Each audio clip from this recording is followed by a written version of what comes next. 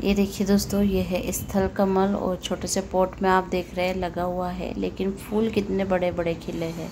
बहुत ही सुंदर फूल खिल रहे हैं। बहुत ही प्यारा फ्लावरिंग प्लांट होता है। सुबह में सफ़ेद, दिन में गुलाबी और शाम में बिल्कुल गहरे गुलाबी कलर के इसके फूल हो जाते हैं। बहुत ही हार्डी प्लांट होता है और बहुत ही सुंदर, जैसे पानी में कमल खिलते हैं वैसे ही ये ज़मीन पर कमल खिलते हैं। तो बहुत ही सुंदर प्लांट है। लेकिन दोस्तों साथ में ही ये बहुत हार्डी होने के साथ साथ ये मैंने बिल्कुल वेस्ट मटेरियल में इसको जो है रिपोर्ट किया था।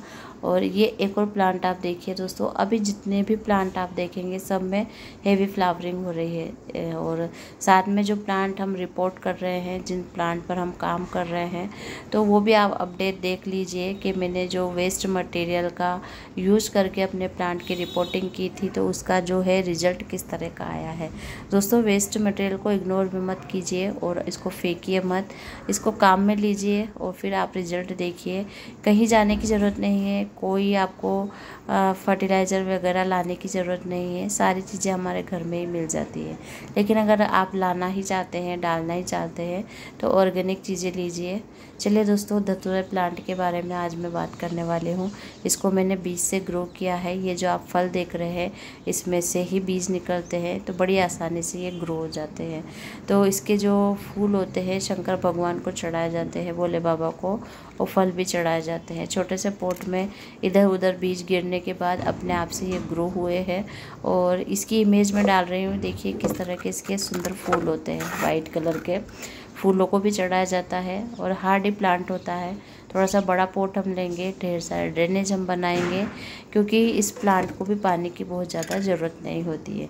देखिए दोस्तों, अगर आप गार्डनिंग कर रहे हैं तो आपको हर तरह के प्लांट लगाने का जो है शौक रखना चाहिए। ये थोड़ा सा जहरीला प्लांट होता है, लेकिन आप बच्चों की इससे दूर रखिए और तो ये कोई परेशानी नहीं देगा। और ये जो इसके प्लांट होते हैं बंदरों को बहुत ज़्यादा पसंद भी होते हैं। मेरे यहाँ तो 5-6 प्लांट थे, सारे बंदर चबा गए हैं। ये 2 एक तरफ लगे हुए थे, तो आज मैं इनकी रिपोर्टिंग कर रही हूँ। दोस्तों बहुत ही शुभ प्लांट होता है और साथ में ही दोस्तों कई दवाइयों औषधियों में इसको काम में लिया जाता है। वेस्ट मटेरियल में दोस्तों मेरे जो दूसरे गमलों से निकला था, मूंगफली के छिलके और डंठल और पशु की पत्तियाँ, जो भी हो आपके पास वो सारी चीज़ें आप भर दीजिए। लेकिन सूखा मटेरियल, सर्दियों का टाइम आने वाला है, गीला कचरा बिल्कुल भी नहीं लेना है। जब भी आप रिपोर्टिंग करें सूखा कचरा लें। गर्मियों में हम अलग रिपोर्टिंग करते हैं और ठंड के लिए अलग रिपोर्टिंग करते हैं। और ये हार्डी प्लांट है, इसको हमें बचा कर रखना है विंटर में, तो ये गर्मियों में बहुत अच्छी फ्लावरिंग भी देगा और फ्रूटिंग भी देगा। ये देखिए मेरे गार्डन से निकली हुई सोयल है, जो हम गमले खाली करते हैं उससे, तो ये भी एक तरह की खाद ही है, लेकिन फिर भी मिट्टी का नाम आप ले सकते हैं, वो ले रही हूँ। मेरे पास बहुत ज़्यादा मिट्टी होती नहीं है, तो मैं तो ऐसे ही जो वेस्ट चीज़ें होती हैं उनका यूज कर के अपने गमले भर देती हूँ। और रिजल्ट आपने जो शुरुआत में देखा है कि किस तरह से प्लांट मेरे फ्लावरिंग फ्रूटिंग करते हैं। ये देखिए बीज से ग्रो हुआ प्लांट भी फ्रूटिंग करने लग चुका था धतूरे का। और ये धतूरे के बीजों से आप बहुत आसानी से इसे ग्रो कर सकते हैं। ये मेरे मूंगफली के छिलके पीसे हुए, आप राई से ले सकते हैं, आप जो है कोकोपीट ले सकते हैं, और जो भी आपके यहाँ अवेलेबल हो वो आप ले सकते हैं। और मुझे लाइट वेट गमले बनाने होते हैं, तो मैं इसी तरह से जो है चीज़ें यूज़ करती हूँ। यह है करंज की खली है, न सरसों खली है न नीम खली है, ये करंज की खली है। करंज की खली जो है कीड़ों से बचाती है हमारे प्लांट को और मिट्टी को जो है उपजाऊ बनाती है। ये बहुत ही अच्छी होती है। बड़े बुजुर्ग से आपने कभी नाम सुना होगा। मैंने इनके पत्तियों से, करंज की पत्तियों से अपने प्लांट की मल्चिंग भी की थी, जिससे कि प्लांट मेरे पूरी गर्मियों में हरे भरे बने रहे थे।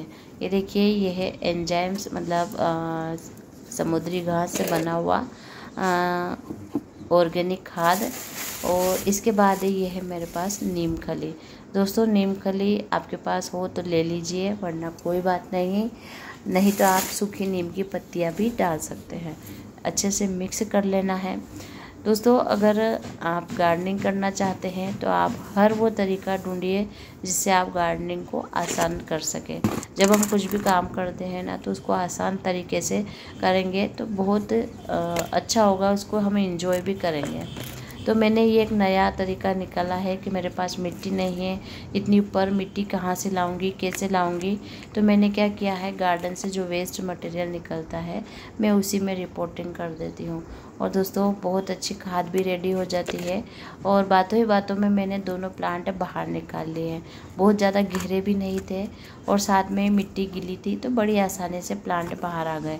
लेकिन आप ऐसी गलती मत कीजिएगा, क्योंकि अगर गहराई से प्लांट होगा तो अगर आप खींचेंगे तो वो जड़ें अंदर और प्लांट बाहर आ जाएगा।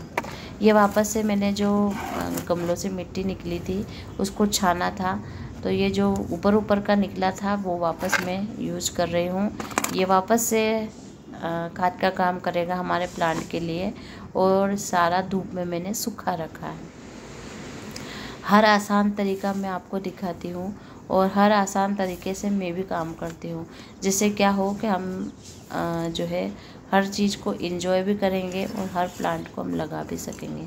हमारी इच्छा होती है कि हम बहुत सारे प्लांट लगाएं, लेकिन दोस्तों मिट्टी, खाद, सभी की परेशानियां हमारे पास होती है। तो इस तरह से आप हमारे घर में जो वेस्ट मटेरियल होता है उससे यूज करके गार्डनिंग कीजिए।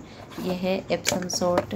ये भी हो तो भी बहुत अच्छा, नहीं हो तो भी बहुत अच्छा। ये प्लांट को शौक में नहीं जाने देता है। जब हम प्लांट को उखाड़ते हैं तो जड़ें थोड़ी शौक में चली जाती है, तो इनको स्ट्रेस नहीं होगा और प्लांट बहुत तेज़ी से बढ़ता है। और ये वापस से मैंने मिट्टी से इसको फिल कर दिया है।